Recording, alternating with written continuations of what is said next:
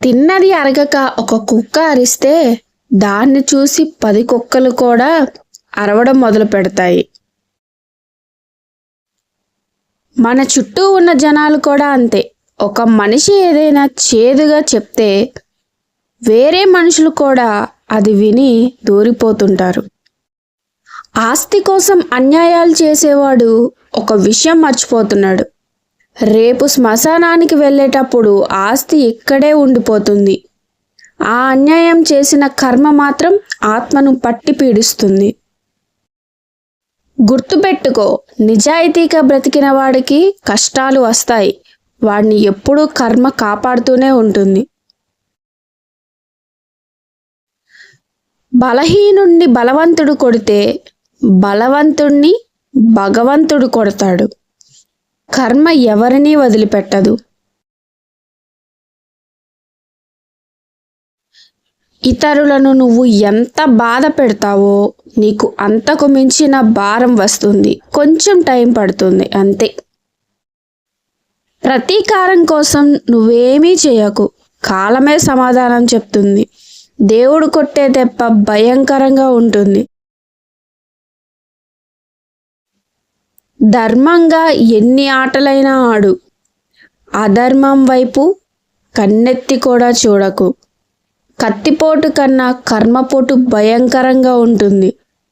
అందిన కాడికి పాపాలు చేసి గుడికి వెళ్ళి దండాలు పెడితే చేసిన పాపం పోదు. దేవుణ్ణి సైతం శాసించగల శక్తి కర్మకొక్కదానికే ఉంది. ఆ దేవుడే కర్మఫలం నుంచి తప్పించుకోలేనప్పుడు సామాన్యుడివి నువ్వెంత?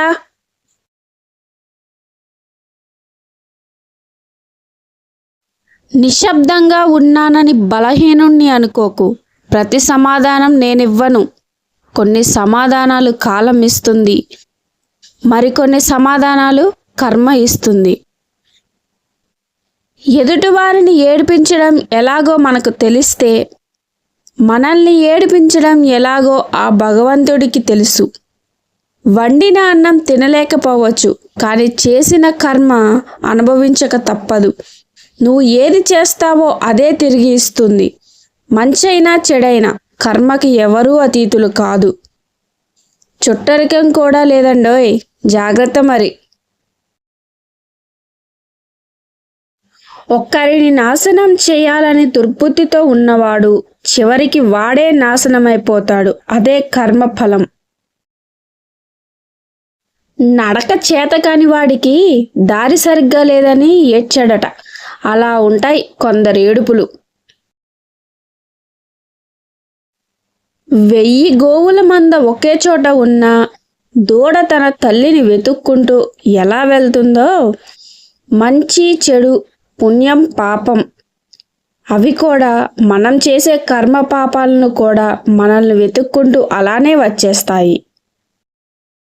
మనకు కావలసిన దానికోసం ఎదుటి వాళ్ళను చెడ్డవాళ్ళు చేయడం, మన సంతోషం కోసం ఎదుటివారి సంతోషాన్ని దూరం చేయడం, ఈ రెండు ఈ క్షణం నీకు సంతోషాన్ని ఇవ్వచ్చు, కానీ అవి నీ రేపటి కోసం నువ్వు వేసుకుంటున్న పునాదులే.